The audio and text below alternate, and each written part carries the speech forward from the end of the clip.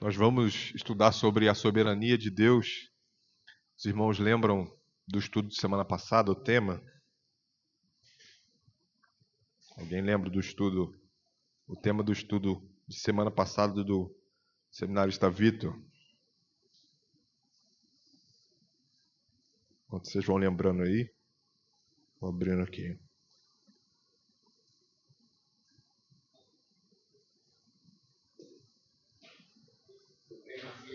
Supremacia de Deus. Sabia que alguém ia lembrar. Supremacia de Deus. Então, irmãos, o que nós vimos sobre a supremacia de Deus? De que o Senhor, a supremacia é algo que é levado ao seu máximo, né? Algo que tem todo o poder ou está acima de todas as coisas, né? Como o irmão Vitor colocou aqui, elevado ao nível de super, né? E lembrando disso, nós vamos estudar sobre a soberania de Deus. E nós já vamos ver agora como elas se conectam. E o Pink coloca assim: a soberania de Deus pode ser definida como o exercício de sua supremacia. Então, o exercício de sua supremacia. Então, nós acabamos de ler Daniel 4, né?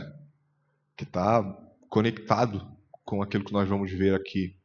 O fato de que um rei do tamanho de Nabucodonosor reconhecer a grandeza de Deus, como já foi dito aqui, inspirado pelo próprio Deus, ele reconhece e entende que ele não é nada.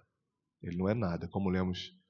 E saber quem é Deus, e como temos visto nesses estudos, quem é Deus é reconhecer que precisamos ser humildes, né? O Senhor, se a gente pode colocar assim, tem uma soberba santa. Quando nós Quando nós nos colocamos como esses que são soberbos, e como foi dito aqui, a soberba precede a ruína, nós nos colocamos no lugar de Deus. Nós vamos ler alguns versos que vão tratar sobre isso, e conectando com a, com a oração do irmão Márcio, tudo aqui, tudo aqui deve nos levar a, um, a uma posição de vivermos melhores, com o sentido de viver os melhores para a glória de Deus, né? Tudo aquilo que estudamos e que aprendemos, o conteúdo que nós absorvemos deve nos levar a isso. Então, que o Senhor nos ajude, como já foi orado. E ser soberano é ser o Altíssimo, possuidor de todo o poder no céu e na terra, de modo que ninguém pode deter sua mão. Então, o primeiro ponto aqui para a gente poder pensar e ler nas Escrituras que Deus é Deus de fato. Ele está no trono do universo. Ele dirige todas as coisas conforme o conselho da sua própria vontade. Ele é independente e autodeterminado. Nós vamos ler Salmo 93, 1, por favor. Aí você lê o 1 e o 2. Efésios 1, 11, presbítero Vinícius.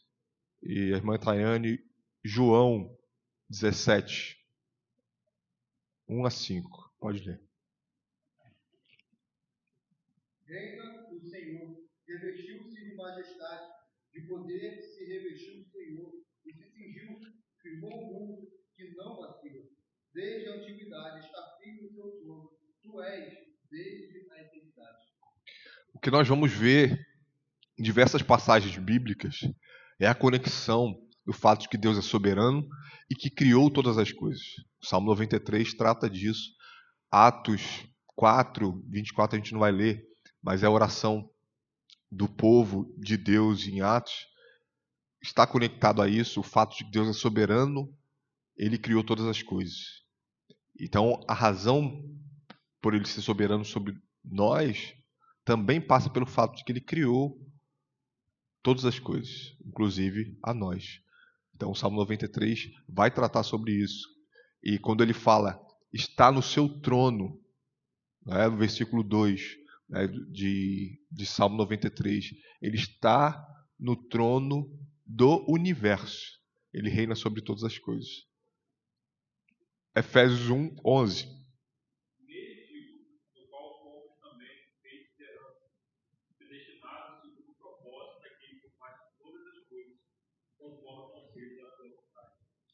Nós tivemos um estudo sobre os decretos de Deus aqui. Os decretos de Deus, nós aprendemos que o Senhor determina todas as coisas. E não tem como desconectar, ao estudarmos os decretos de Deus, do atributo da soberania divina. E o fato de que ele decreta todas as coisas e nada foge do seu controle. Efésios 11 vai tratar dessa questão, do conselho da sua própria vontade. Nada vai fugir da sua vontade. E João 17, 1 a 5, por favor.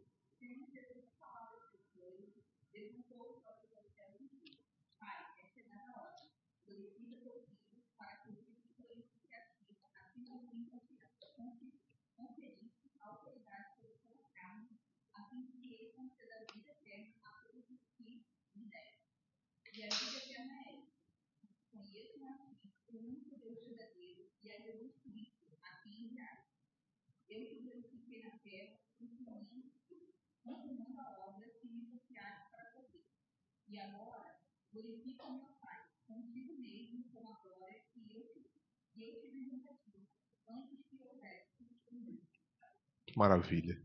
E agora glorifica-me, ó Pai, contigo mesmo, com a glória que eu tive junto de ti, antes que houvesse mundo. O Senhor, e nós vimos isso na introdução desses estudos com o presbítero Vinícius, o Senhor não é carente. O Senhor não depende de nós. Ele não nos criou a fim de que ele deixasse de ser solitário. E o versículo 5 deixa isso claríssimo. É a relação do Pai com o Filho. É gerado eternamente do Pai. E agora glorifica-me, ó Pai, contigo mesmo, com a glória que eu tive junto de ti, antes que houvesse mundo. Quantos ensinamentos há aqui? Né?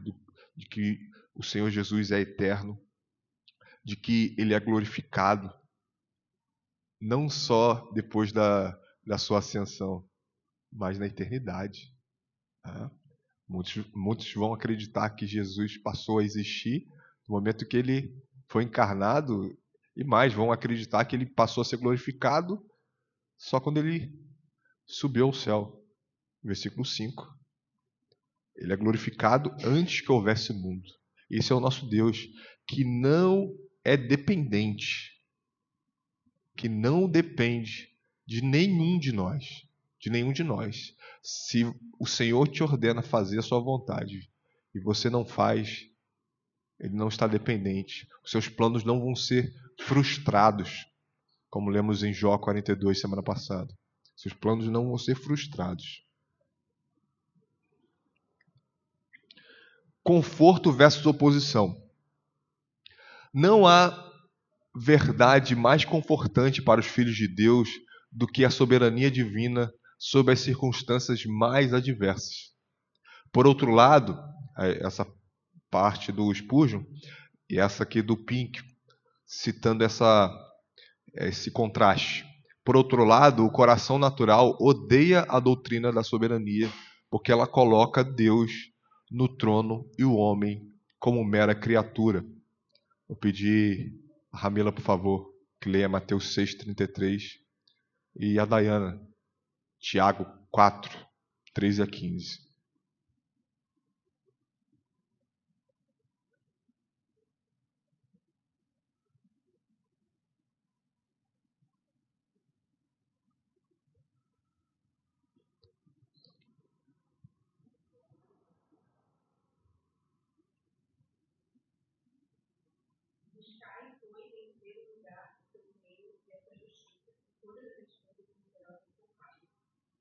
Vejam, irmãos, não há verdade mais confortante para os filhos de Deus do que a soberania divina sob as circunstâncias mais adversas. Quando Jesus nos diz para buscar o seu reino e a sua justiça, e as demais coisas vos serão acrescentadas, é descansar na sua soberania. Veja, se nós reconhecemos que Deus é soberano de boca, precisamos reconhecer que Ele é soberano quando sobrevém a nós as dificuldades. E é isso que o Spurgeon colocou aqui. Aí é a hora de descansar. Aí é a hora de lembrar de que estudamos sobre a soberania divina não só para dizer que sabemos, mas para que isso faça parte da nossa vida em todo o tempo. Então eu vou buscar as coisas de Deus. Hoje é um exemplo disso. Nós estamos no domingo, dia do Senhor. E o nosso coração, ele pode, ou talvez seu coração já tenha ficado ansioso, pensando no que a gente tem que fazer amanhã no trabalho. Mas lembra de Mateus 6,33. Lembra do que o Senhor nos chama a viver. De que Ele que te deu o trabalho. Ele te dá o sustento. E Ele te dá o domingo para você descansar nele. Ele é soberano sobre todas essas coisas. E aí, eu vou ler aqui todo esse comentário do Spurgeon. Não há atributo mais reconfortante para seus filhos do que a soberania de Deus, nas circunstâncias mais adversas, nas provações mais severas. Os crentes acreditam que o soberano ordenou suas aflições, que o soberano os rege e que o soberano os santificará. Não há nada pelo qual os filhos devam lutar mais fervorosamente do que a doutrina da realeza de Deus sobre todas as obras de suas próprias mãos. O trono de Deus e seu direito de sentar-se nesse trono. Por outro lado, não há doutrina mais odiada pelos mundanos do que a certeira doutrina da soberania do infinito Jeová. Os homens permitirão que Deus esteja em todos os lugares, exceto em seu trono. Eles permitirão que ele esteja em sua oficina para moldar mundos e fazer estrelas. Eles permitirão que ele esteja em sua esmola para dispensar suas esmolas e conceder suas dádivas. Eles permitirão que ele sustente a terra e sustente seus pilares, ou acenda as lâmpadas do céu, ou governe as ondas do oceano, sempre em movimento. Mas quando Deus ascende ao seu trono, suas criaturas rangem os dentes. Agora Tiago 4, 13 a 15, por favor.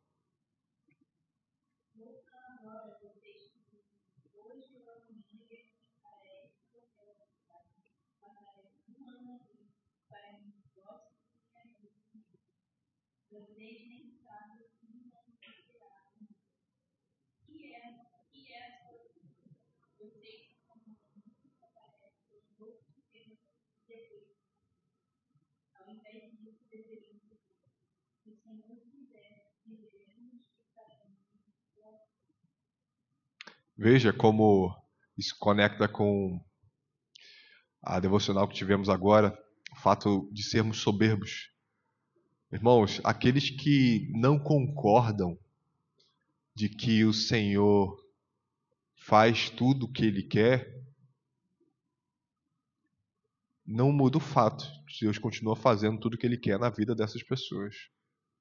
Isso é um tanto óbvio, mas o que Tiago 4 está trazendo para a gente é o fato de que a gente precisa reconhecer de que é sempre se o Senhor quiser.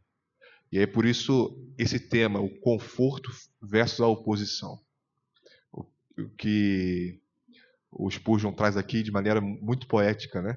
Ele falando sobre o fato de que as pessoas aceitam que Deus esteja na sua oficina de mundos, de que Ele esteja nas suas esmolas, e de que eles estejam nas suas dádivas, de que Ele sustente o mundo com seus pilares. Mas quando dizemos que Deus está no seu trono, aí elas se incomodam. Pode falar.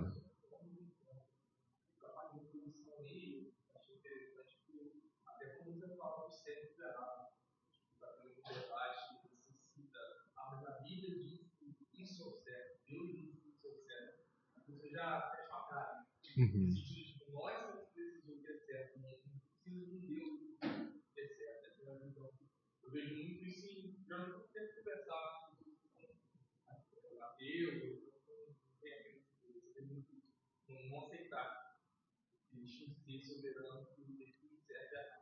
Exatamente, exatamente. Ele tem todo o direito, né? Ele não só tem todo o direito, mas como ele tem todo o poder, e ele vai fazer. Ele vai fazer, nós querendo ou não, tudo aquilo que lhe agrada. Isso é maravilhoso, porque você, você traz esses pontos e realmente sempre vai haver oposição, porque o homem natural não consegue ver as coisas, aquilo que é do Senhor. Né? Então, de fato, a gente sempre vai ter muito tato, né, para conversar sobre essas coisas com muito carinho, mas sem omitir a verdade, né? Esse é o nosso grande desafio, né? Quando a gente vai conversar sobre esses temas de que o Senhor reina sobre todas as coisas, de que Ele é soberano, de que nada é frustrado diante dele, né? Então, esse é o nosso grande desafio. E isso fica claríssimo, né? Você vai conversar com alguém, é certo de que vai haver essa oposição, né? Então, esse é o nosso desafio como cristãos, como mensageiros da palavra, estarmos prontos a com mansidão dar a razão da esperança que há em nós. A soberania vista nas criaturas. Anjos, alguns colocados em posição firme, outros permitidos cair. Humanidade, colocado sob uma condição de responsabilidade no Éden. Israel, colocado sob um pacto de obras e bênçãos condicionais. Vou pedir ao Danilo que leia 1 Timóteo 5, 21. Você quer ler, minha irmã? Pode ler? Ótimo. Judas 1, 6. Isabela, Gênesis 2, 16, 17. Gabriel, Êxodo 19, 5.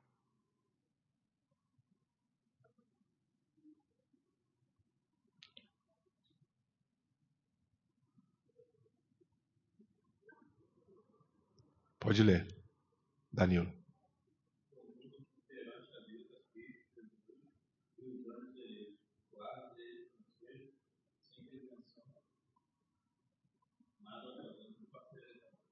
Então, a nossa ênfase aqui está nos anjos eleitos.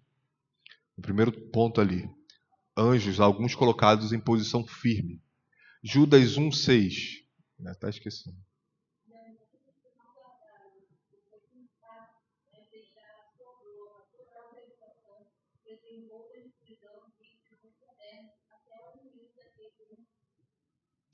Os anjos que não guardaram.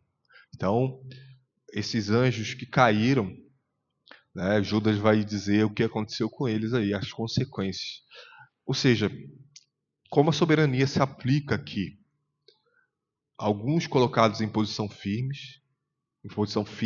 outros permitidos cair.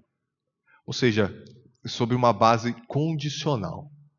Né? Assim como a humanidade no Éden, a gente vai ler, né?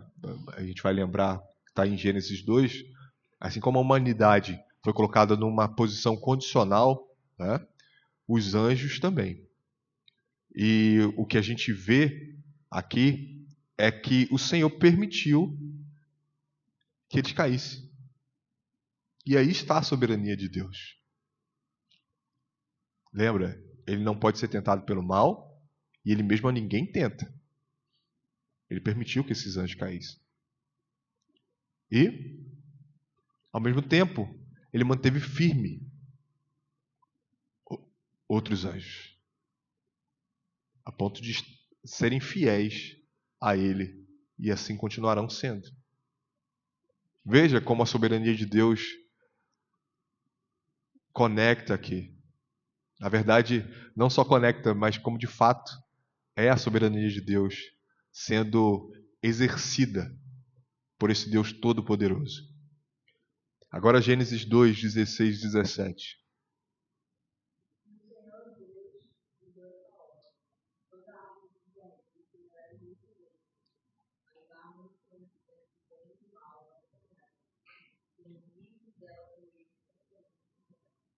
Veja, em resumo, esse pacto feito com Adão é: obedeça e terá vida. Não obedeça e morrerá.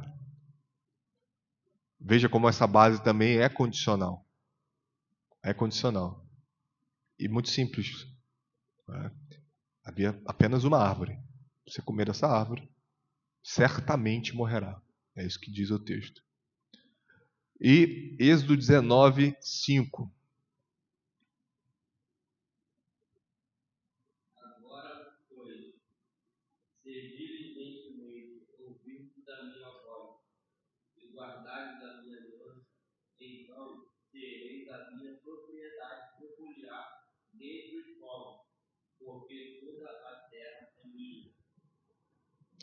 Veja, colocado sob um pacto de obras e bênçãos condicionais. Aí a gente pode pensar assim: onde vem a graça aqui? Né? No próprio Êxodo. O que a gente lembra de Êxodo 20? Prefácio dos 10 mandamentos.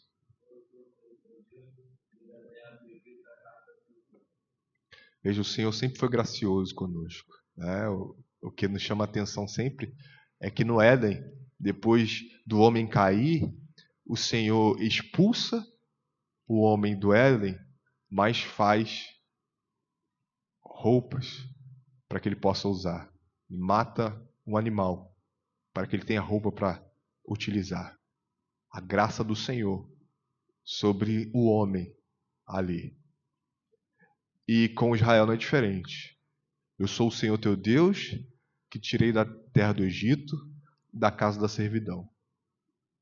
E a partir daí, né, e a gente teve estudos só sobre isso, né? Maravilhosos estudos sobre o prefácio. A partir daí, ele dá os termos. Né? Dá os termos de um povo que deve ser santo, porque ele é santo. Agora, veja, a graça do Senhor sempre esteve com o seu povo. Tá? Sempre esteve com o seu povo. Aqueles que pecaram contra o Senhor antes da vinda de Jesus Cristo, mas esperavam com fé a vinda do Messias, estão no céu. Estão no céu. E é isso que a gente vai ver agora. Isso é muito importante porque o Senhor sempre faz uma aliança condicional. E agora a gente vai ver isso aqui, dessa aliança com um homem perfeito. A soberania vista na redenção. Deus estabeleceu um pacto eterno e incondicional em Cristo. Cristo assumiu as responsabilidades por seu povo. A salvação não depende de condições humanas, mas do conselho soberano de Deus. Efésios 1,4, vou pedir o Márcio que leia. Aline, Hebreus 7,22.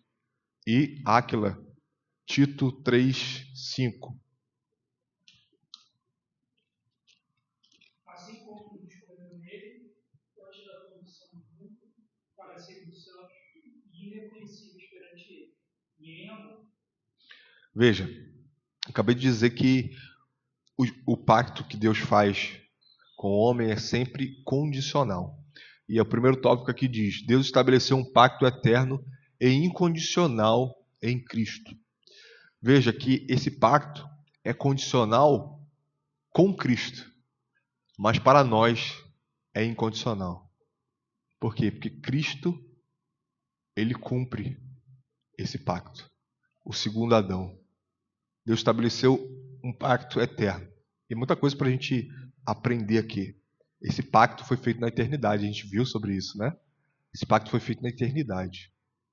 E como o irmão Vitor sempre coloca aqui, Jesus nunca foi o plano B. Esse pacto foi feito na eternidade. E uma vez que esse pacto foi feito na eternidade, ele é incondicional a nós. Mas para Cristo, não. Ele teve que se humilhar. Ele teve que viver uma vida como a de um pecador, mesmo sem pecar. Porque ele passou por todas as mazelas que um pecador passa e não merecia passar, porque nunca pecou.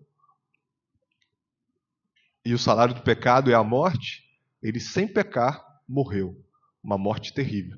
Ou seja, para o Senhor Jesus, foi condicional. Ele teve que cumprir, para que para nós fosse incondicional. Hebreus 7, 22.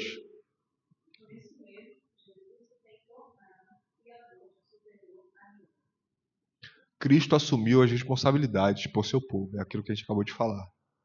Ele assumiu a responsabilidade por seu povo. Nós não poderíamos nos salvar. Ninguém pode se salvar. E é por isso que a nossa dependência de Cristo precisa ser relembrada sempre. Tudo aponta para Cristo. Não há um estudo que seja dado aqui, não há uma pregação que seja ministrada aqui que não aponte para o Evangelho, para a obra do Deus homem, Jesus Cristo. E Tito 3:5.